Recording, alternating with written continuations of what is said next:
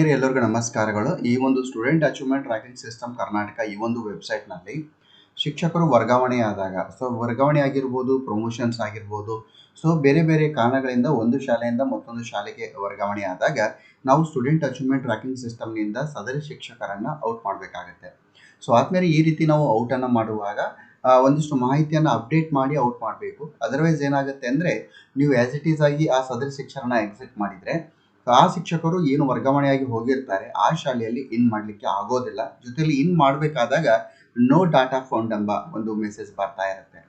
ಕಳೆದ ಬಾರಿ ವರ್ಗಾವಣೆ ಆಗಿರುವಂಥ ಪ್ರಮೋಷನ್ ಆಗಿರುವಂಥ ಸಾಕಷ್ಟು ಶಿಕ್ಷಕರು ಇನ್ನೂ ಕೂಡ ವರ್ಗಾವಣೆ ಆಗಿರುವಂಥ ಶಾಲೆಯಲ್ಲಿ ಇನ್ನೂ ಇನ್ ಆಗಿಲ್ಲ. Data found already data found ಅಂತ ಒಂದು ಇಶ್ಯೂ ಬರ್ತಾ ಇದೆ. ಅದನ್ನು ತಾಲೂಕಾ ಮಟ್ಟ, ಡಿಸ್ಟಿಕ್ನಲ್ಲಿ, ಈವನ್ ಸ್ಟೇಟ್ನಲ್ಲಿ ಕೂಡ ಇಶ್ಯೂ ಮಾಡಿದ್ರು ಕೂಡ, ಕಂಪ್ಲೇಂಟ್ ರೈಸ್ ಮಾಡಿದ್ರು ಕೂಡ ಇನ್ನೂ ಕೂಡ ಅದು ಕ್ಲಿಯರ್ ಆಗಿಲ್ಲ. ಆ ಒಂದು ನಿಟ್ಟಿನಲ್ಲಿ ಈಗ ಒಂದು ಏನು ವರ್ಗಾವಣೆ ಆಗಿದೆ, ಈ ವರ್ಗಾವಣೆ ಹಿನ್ನೆಲೆಯಲ್ಲಿ ಆ ಶಿಕ್ಷಕರನ್ನ ಸ್ಟೂಡೆಂಟ್ ಅಚೀವ್ಮೆಂಟ್ ಟ್ರ್ಯಾಕಿಂಗ್ ಸಿಸ್ಟಮ್ ಕರ್ನಾಟಕದಿಂದ ಔಟ್ ಮಾಡುವಾಗ ಏನೆಲ್ಲ ನಾವು ಮುಂಜಾಗ್ರತೆಯನ್ನು ವಹಿಸಬೇಕು, ಏನೆಲ್ಲ ಮಾಹಿತಿಗಳನ್ನು ಅಪ್ಡೇಟ್ ಮಾಡಬೇಕು, ಕಂಪ್ಲೀಟ್ ಆಗಿರುವಂಥ ಇನ್ಫಾರ್ಮೇಷನ್ಸ್ ಈ ಒಂದು ವಿಡಿಯೋದಲ್ಲಿ ನೋಡ್ತೇವೆ. ಆದ್ಮೇಲೆ ನಿಮ್ಮ ಒಂದು student achievement tracking system Karnataka ಏನಿದೆ, ಇಲ್ಲಿ ನಿಮಗೆ ಟೀಚರ್ ಮ್ಯಾನೇಜ್ಮೆಂಟ್ ಅಂತ ಒಂದು ಸೆಕ್ಷನ್ ಇದೆ ಲೆಫ್ಟ್ ಸೈಡು. ಅದ್ರ ಮೇಲೆ ಏನಂದರೆ ಅಪ್ಡೇಟ್ ಟೀಚರ್ ಡಾಟಾ ಅಂತ ಇದೆ. ಇಲ್ಲಿ ಟೀಚರ್ ರಿಲೇಟೆಡ್ ಆಗಿ ಸಾಕಷ್ಟು ಆಪ್ಷನ್ಸ್ ಇದೆ.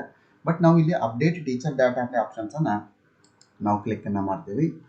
ಈ ರೀತಿ ನಾವು ಕ್ಲಿಕ್ ಮಾಡಿದ ಮೇಲೆ ಯಾವ ಶಿಕ್ಷಕರನ್ನು ನೀವು ಶಾಲೆಯಿಂದ ನೀವು ಎಕ್ಸಿಟ್ ಮಾಡಬೇಕಾಗಿದೆ, ಅವ್ರಿಗಿಂತ ಮುಂಚೆ ಅವರ ಒಂದು ಮಾಹಿತಿಯನ್ನು ಅಪ್ಡೇಟ್ ಮಾಡಬೇಕು. ಎಕ್ಸಾಂಪಲ್ ಆಗಿ ನಾನು ಇಲ್ಲಿ ಒಬ್ಬ ಸದರಿ ಶಿಕ್ಷಕರ ಮಾಹಿತಿಯನ್ನು ಅಪ್ಡೇಟ್ ಮಾಡೋಕ್ಕೆ ಇದು ಮಾಡ್ತೀನಿ. ಈ ಶಿಕ್ಷಕರ ಮುಂದೆ ಅಪ್ಡೇಟ್ ಎಂಬ ಆಪ್ಷನ್ ಇದೆ, ಆಕ್ಷನ್ ಕಾಲಮ್ನಲ್ಲಿ ಅಪ್ಡೇಟ್ ಅಂತ ಇದೆ. ಇದನ್ನು ಕ್ಲಿಕ್ ಮಾಡಿದಾಗ ನಿಮಗೆ ಏನಾಗುತ್ತೆ ಅಂದರೆ ಈ ರೀತಿ ಅಪ್ಡೇಟ್ ಟೀಚರ್ಸ್ನ ಮತ್ತೊಂದು ಫಾರ್ಮ್ ಓಪನ್ ಆಗುತ್ತೆ. ಆದ್ಮೇಲೆ ತಾವಿಲ್ಲಿ ಗಮನಿಸಬೇಕು, ಇಲ್ಲಿ ಇನ್ಫಾರ್ಮೇಷನ್ಸ್ ಎಲ್ಲ ಇದೆ. ಇಲ್ಲಿ ಕೆಲವೊಂದು ಕಡೆ ಮಿಡ್ಲ್ ನೇಮು, ಲಾಸ್ಟ್ ನೇಮ್ ಎಲ್ಲ ಇಲ್ಲ. ಅವಶ್ಯಕತೆ ಇದ್ದಲ್ಲಿ ನೋಡಿ, ಯಾಕಂದರೆ ಮ್ಯಾಂಡೇಟರಿ ಕೂಡ ಅದು ಇಲ್ಲ. ಅದಾದಮೇಲೆ ಫಾದರ್ ನೇಮ್ ಇಂಗ್ಲೀಷ್ನಲ್ಲಿದೆ, ಅದನ್ನು ಟೈಪ್ ಮಾಡಬೇಕು. ಮ್ಯಾಂಡೇಟರಿ ಇಲ್ಲ, ಬಟ್ ನಾವು ಬ್ಲ್ಯಾಂಕ್ ಬಿಡೋ ಹಾಗಿಲ್ಲ. ಇದು ಮುಂದೆ ನಿಮಗೆ ಇಶ್ಯೂ ಆಗುತ್ತೆ ಇನ್ ಮಾಡ್ಕೊಳ್ಳುವಾಗ. ಫಾದರ್ ನೇಮು, ಮದರ್ ನೇಮನ್ನು ಎಂಟ್ರಿ ಮಾಡಿ, ಸಾಕಷ್ಟು ಇವುಗಳಲ್ಲಿ ಇಲ್ಲ. ಅದಾದಮೇಲೆ ಕಾಂಟ್ಯಾಕ್ಟ್ ಡೀಟೇಲ್ಸ್ ಇದೆ. ಒಂದೇ ಸಲ ನೀವೇನು ಮಾಡಬೇಕು, ಎಕ್ಸ್ಪ್ಯಾಂಡ್ ಆಲ್ ಅಂತ ನೀವು ಕ್ಲಿಕ್ ಮಾಡಬೇಕು ಮೇಲೆ. ಅವಾಗ ಎಲ್ಲ ಒಂದು ಸೆಕ್ಷನ್ಸು ಓಪನ್ ಆಗುತ್ತೆ. ಅವಾಗ ಕಾಂಟ್ಯಾಕ್ಟ್ ಡೀಟೇಲ್ಸ್ನಲ್ಲಿ ನಿಮಗೆ ಮೊಬೈಲ್ ನಂಬರ್ ಕಂಪಲ್ಸರಿಗೆ ಎಂಟ್ರಿ ಮಾಡಿ, ಆಮೇಲೆ ಇಮೇಲ್ ಐ ಡಿಯನ್ನು ಕೂಡ ಎಂಟ್ರಿ ಮಾಡಿ. ಏನಾದರೂ ಇಶ್ಯೂಸ್ ಇದ್ದರೆ ಅಲ್ಲಿ ನಿಮಗೆ ಕ್ಲಿಯರ್ ಮಾಡಲಿಕ್ಕೆ ಒಂದಿಷ್ಟು ಅವಕಾಶ ಸಿಗ್ತದೆ. ಇದಾದಮೇಲೆ ಫ್ಯಾಕ್ಸ್ ನಂಬರ್, ಟೆಲಿಫೋನ್ ನಂಬರ್ ಇದೆ, ಅದನ್ನು ನೀವು ಇದ್ದರೆ ಮಾಡ್ಬೋದು, otherwise no. Current address detail, current address ಮತ್ತು ಪರ್ಮನೆಂಟು.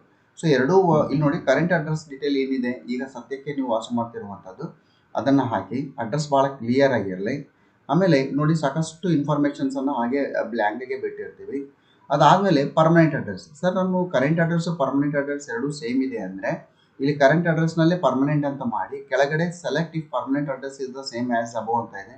ಇಲ್ಲಿ ಪಕ್ಕದಲ್ಲಿರುವಂಥ ಬಾಕ್ಸನ್ನು ಕ್ಲಿಕ್ ಮಾಡಿದರೆ ಎರಡೂ ಕಡೆ ಏನಾಗುತ್ತೆ, ನಿಮ್ಮ ಒಂದು ಅಡ್ರೆಸ್ ಕ್ಯಾಚ್ ಆಗುತ್ತೆ, ಆಟೋಮೆಟಿಕ್ ಫಿಲ್ ಆಗುತ್ತೆ. ಈಗ ನೋಡಿ, ಪ್ರೂಫ್ ಆಫ್ ಐಡೆಂಟಿಟಿ ಡಾಕ್ಯುಮೆಂಟ್ ಅಂತ ಇದೆ, ಇದು ಭಾಳ ಇಂಪಾರ್ಟೆಂಟು. ಇಲ್ಲಿ ಪಾಸ್ಪೋರ್ಟ್ ಸೈಜ್ ಫೋಟೋವನ್ನು ಅಪ್ಲೋಡ್ ಮಾಡಬೇಕು. ಫೋಟೋವನ್ನು ನೀವೇನು ಮಾಡಬೇಕು, ಪಾಸ್ಪೋರ್ಟ್ ಸೈಜ್ ಫೋಟೋನ ಇಟ್ಕೊಂಡು ಚೂಸ್ ಫೈಲ್ ಅಂತ ಕ್ಲಿಕ್ ಮಾಡಿದರೆ ನಿಮ್ಮ ಮೊಬೈಲ್ ಅಥವಾ ಲ್ಯಾಪ್ಟಾಪಿನ ಎಲ್ಲ ಒಂದು ಫೋಲ್ಡರ್ಸ್ ಓಪನ್ ಆಗುತ್ತೆ. ಅಲ್ಲಿ ನಿಮ್ಮ ಫೋಟೋ ಸೆಲೆಕ್ಟ್ ಮಾಡಬೇಕು. ಪ್ರೂಫ್ ಆಫ್ ಐಡೆಂಟಿಟಿ ಡಾಕ್ಯುಮೆಂಟ್ ಯಾವುದು, ನಿಮಗೆ Aadhaar card, voter I D, PAN card, passport ಇದೆ. ಯಾವುದು ನೀವು ಅದನ್ನು ಐಡೆಂಟಿಟಿ ಡಾಕ್ಯುಮೆಂಟ್ ಆಗಿ ಬಳಸ್ತಾ ಇದ್ದೀರಿ ಅಂದರೆ ಆಧಾರ್ ಕಾರ್ಡ್ ಅಂತ ಸೆಲೆಕ್ಟ್ ಮಾಡಿ. ಐಡೆಂಟಿಟಿ ಡಾಕ್ಯುಮೆಂಟ್ ಅಟ್ಯಾಚ್ಮೆಂಟ್, ಆ ಒಂದು ಆಧಾರ್ ಕಾರ್ಡ್ ಏನಿದೆ ಅದನ್ನು PDF ಆಗಿ ಕನ್ವರ್ಟ್ ಮಾಡಿಕೊಂಡು ನಿಮ್ಮ ಮೊಬೈಲ್ ಅಥವಾ ಲ್ಯಾಪ್ಟಾಪ್ನಲ್ಲಿ ಇಟ್ಕೊಂಡು ಚೂಸ್ ಫೈಲ್ ಅಂತ ಮಾಡಿ ಆ ಫೈಲನ್ನು ಸೆಲೆಕ್ಟ್ ಮಾಡ್ಕೊಳ್ಬೇಕು. Proof of identity document number ಏನಿದೆ, ಆಧಾರ್ ಕಾರ್ಡ್ ಇದ್ದರೆ Aadhaar card number, PAN card ಇದ್ದರೆ ಪ್ಯಾನ್ ಕಾರ್ಡ್ ನಂಬರ್, ಆ ನಂಬರನ್ನು ಎಂಟ್ರಿ ಮಾಡಿ. ಇಲ್ಲಿ ಒಂದು ಕ್ಲಾರಿಟಿ ಇರಬೇಕು ನಿಮಗೆ, ಐಡೆಂಟಿಟಿ ಡಾಕ್ಯುಮೆಂಟ್ ಯಾವ ಸೆಲೆಕ್ಟ್ ಮಾಡಿದಿರಿ ಅದನ್ನೇ ಅಪ್ಲೋಡ್ ಮಾಡಿ, ಅದರ ಒಂದು ನಂಬರನ್ನು ಇಲ್ಲಿ ಎಂಟ್ರಿ ಮಾಡಿ. ಇಷ್ಟು ಇಂಪಾರ್ಟೆಂಟು. ಭಾಳಷ್ಟು ಶಿಕ್ಷಕರು ಈ ಪ್ರೂಫ್ ಆಫ್ ಐಡೆಂಟಿಟಿ ಡಾಕ್ಯುಮೆಂಟ್ಸನ್ನು ಮಾಡಿರೋದಿಲ್ಲ. ಇದಕ್ಕಾಗಿ ಮುಂದೆ ವರ್ಗಾವಣೆ ಆಗಿರುವಂಥ ಶಾಲೆಯಲ್ಲಿ ಅವ್ರು ಏನಾಗ್ತದೆ ಅಂದರೆ ಅವರನ್ನು ಇನ್ ಮಾಡ್ಕೊಳ್ಳೋಕ್ಕೆ ಆಗೋದಿಲ್ಲ. ಅಕಾಡೆಮಿಕ್ ಡೀಟೇಲ್ಸನ್ನು ನೋಡ್ಕೊಳ್ಳಿ, ಆಲ್ರೆಡಿ ಎಲ್ಲ ಇರ್ತದೆ ನೋಡಿ. ಅದಾದಮೇಲೆ ಮೇನ್ ಸಬ್ಜೆಕ್ಟ್ ಟಾಟ್, ಯಾವ ವಿಷಯಗಳನ್ನು ನೀವು ಟೀಚ್ ಮಾಡ್ತೀರಿ ಅದು important. Total days of in service training received last academic year, ಅದನ್ನು ಅಪ್ಡೇಟ್ ಮಾಡಿ. ಯಾಕಂದರೆ ನೀವು ಪ್ರತಿ ವರ್ಷ ಅಪ್ಡೇಟ್ ಮಾಡಬೇಕಾಗಿರುತ್ತೆ, ನಾವು ಮಾಡಿರೋದಿಲ್ಲ. ಅದನ್ನು ನೀವು ಎಂಟ್ರಿ ಮಾಡಿ. ಅದಾದಮೇಲೆ ಅದರ್ ಡೀಟೇಲ್ಸ್ನಲ್ಲಿ ನಿಮಗೆ number of working days spent on non teaching assignment ಅಂತ ಇದೆ. ಆಮೇಲೆ maths science studied up to, mathematics ಸೈನ್ಸನ್ನು ಎಲ್ಲಿವರೆಗೆ ನೀವು ಸ್ಟಡಿ ಮಾಡಿದ್ದೀರಿ. ಇಲ್ಲಿ ಆರ್ಟ್ಸ್ ಅಂದರೆ Kannada teachers, social, English, Hindi ಈ ರೀತಿ ಇದ್ದರೆ, ಮ್ಯಾಥ್ಸ್ ಸೈನ್ಸನ್ನು ನೀವು HSC ವರೆಗೆ ಮಾಡ್ತೀರಿ, ಹೈಸ್ಕೂಲ್ ಅಂತ ಅರ್ಥ. ಸೈನ್ಸ್ ಸ್ಟಡಿಡ್ ಅಪ್ ಟು ಎಲ್ಲಿವರೆಗೆ ಅಂದರೆ ನೀವು ಸೈನ್ಸ್ ಸ್ಟೂಡೆಂಟ್ ಆಗಿದ್ದರೆ ಅಪ್ ಟು ಪೋಸ್ಟ್ ಗ್ರಾಜುಯೇಟ್ವರೆಗೆ ಹೋಗಿರ್ತೀರಿ, ಗ್ರಾಜುಯೇಷನ್ವರೆಗೆ ಹೋಗಿರ್ತೀರಿ. ಆರ್ಟ್ಸ್ ಆಗಿದ್ರೆ ಅದನ್ನು ಕೂಡ HSC ವರೆಗೆ ಆಗುತ್ತೆ. ಆಮೇಲೆ English and language expert, English and ನೋಡಿರಿ ಅದರೊಳಗೆ ಅದರ ಮೇಲೆ ಸೈನ್ಸ್ ಇದ್ದಾಗ ಇಲ್ಲಿ HSC ಒಂದಿದೆ ನೋಡಿರಿ. ಇಲ್ಲಿ ಸೆಕೆಂಡರಿ ಸ್ಕೂಲ್ ಅಂದರೆ 10th, ಇಲ್ಲಿ HSC ಅಂದರೆ PU. ಇದು ಭಾಳ clear. English language as per ಗ್ರ್ಯಾಜುಯೇಟ್ವರೆಗೆ ಓದಿದ್ರೆ ಎಲ್ಲಿವರೆಗೂ ಓದಿದ್ರಿ ಲ್ಯಾಂಗ್ವೇಜ್ ಆಗಿ. Language as per schedule studied up to ಎಲ್ಲಿವರೆಗೆ. ಸೋಷಿಯಲ್ ಸ್ಟಡಿ ಎಲ್ಲಿವರೆಗೆ ನೀವು ಸ್ಟಡಿಯನ್ನು ಮಾಡಿದ್ದೀರಿ ನೋಡಿ, ಎಷ್ಟು ಯಾವ ರೀತಿ ವೇರಿಯೇಷನ್ ಆಗಿರುತ್ತೆ.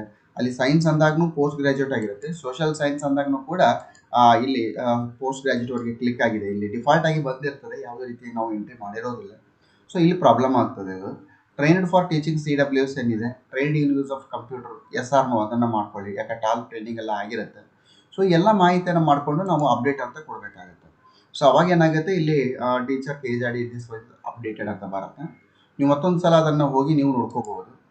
ಸೊ ಅಲ್ಲೇನಾಗುತ್ತೆ, ನೀವು ಇಲ್ಲಿ ಈ ಒಂದು ಮಾಹಿತಿಯನ್ನು ನೀವು ನೋಡಲಿಕ್ಕೆ ಸಾಧ್ಯ ಆಗ್ತದೆ. ಸೊ ಇದು ಒಂದು ಏನಾಗುತ್ತೆ, ಬಿಫೋರ್ ಸದರಿ ಶಿಕ್ಷಕರನ್ನ ಎಕ್ಸಿಟ್ ಮಾಡೋ ಮೊದಲು, ಬಿಫೋರ್ ಎಕ್ಸಿಟ್ ನಾವು ಅಪ್ಡೇಟ್ ಮಾಡಲೇಬೇಕಾಗುತ್ತೆ. ಸೊ ಮಾಡಿದ ಮೇಲೆ ನಾವು ಯಾವ ರೀತಿ ಅವರನ್ನು ಎಕ್ಸಿಟ್ ಮಾಡಬೇಕು ಸರ್ ನಮ್ಮ ಲಾಗಿನಿಂದ ಅಂದರೆ, ಮತ್ತೆ ಟೀಚರ್ ಮ್ಯಾನೇಜ್ಮೆಂಟಿಗೆ ಹೋಗಬೇಕು. ಹೋಗಿ ಇಲ್ಲಿ ನಿಮಗೆ ಟೀಚರ್ಸ್ ಸ್ಟೇಟಸ್ ಅಪ್ಡೇಟ್ ಇದೆ, ಆಮೇಲೆ ಸ್ಟೇಟಸ್ ಅಪ್ಡೇಟನ್ನು ಕ್ಲಿಕ್ ಮಾಡಿ. ಸ್ಟೇಟಸ್ ಅಪ್ಡೇಟ್ ಅಂತ ಕ್ಲಿಕ್ ಮಾಡಿದಾಗ ಮತ್ತೆ ಶಿಕ್ಷಕರ ಮಾಹಿತಿ ಬರ್ತದೆ ಇಲ್ಲಿ. ಸೊ ಯಾವ ಶಿಕ್ಷಕರನ್ನು ಎಕ್ಸಿಟ್ ಮಾಡಬೇಕಾಗಿದೆ ಆ ಶಿಕ್ಷಕರ ಮುಂದೆ ಸ್ಟೇಟಸ್ನಲ್ಲಿ ಸೆಲೆಕ್ಟ್ ಅಂತ ಮಾಡಿ. ಆಗ ನಿಮಗೆ ರೆಸಿಗ್ನೇಷನ್ನು, ಡೆತ್ತು, ರಿಟೈರ್ಮೆಂಟು, ಆಮೇಲೆ ನಿಮಗೆ ವಾಲಂಟರಿ ರಿಟೈರ್ಮೆಂಟು ನೋಡಿ, ವಾಲಂಟರಿ ರಿಟೈರ್ಮೆಂಟ್ ಇದೆ, ಟ್ರಾನ್ಸ್ಫರ್, ಡುಪ್ಲಿಕೇಟ್ ಅಂತ ಇದೆ. ಸೊ ಯಾವ ರೀಸನ್ನಿಂದ ನೀವು ಎಕ್ಸಿಟ್ ಮಾಡಬೇಕಾಗಿದೆ ಆ ರೀಸನನ್ನು ಸೆಲೆಕ್ಟ್ ಮಾಡಿ ಮುಂದೆ ಸಬ್ಮಿಟ್ ಮಾಡಿದರೆ ಸದರಿ ಶಿಕ್ಷಕರು ಅಲ್ಲಿ ಎಕ್ಸಿಟ್ ಆಗ್ತಾರೆ. ಸೊ ಇಷ್ಟೊಂದಿದೆ. ಸೊ ಆದ್ಮೇಲೆ ಈ ಒಂದು ನಿಮ್ಮ ಒಂದು SATS ಮುಖಾಂತರ ಶಿಕ್ಷಕರನ್ನು ಎಕ್ಸಿಟ್ ಮಾಡೋದಕ್ಕಿಂತ ಮುಂಚೆ ಅಪ್ಡೇಟನ್ನು ಮಾಡಿ. ಸೊ ಈ ರೀತಿ ಎಜುಕೇಷನಲ್ ಕಂಟೆಂಟ್ ರೀಚ್ ಆಗಬೇಕಾದ್ರೆ ಚಾನಲನ್ನು ಸಬ್ಸ್ಕ್ರೈಬ್ ಮಾಡಿ ಅಂತ ಹೇಳ್ತಾ, ಜೈ ಹಿಂದ್, ವಂದೇ ಮಾತರಂ.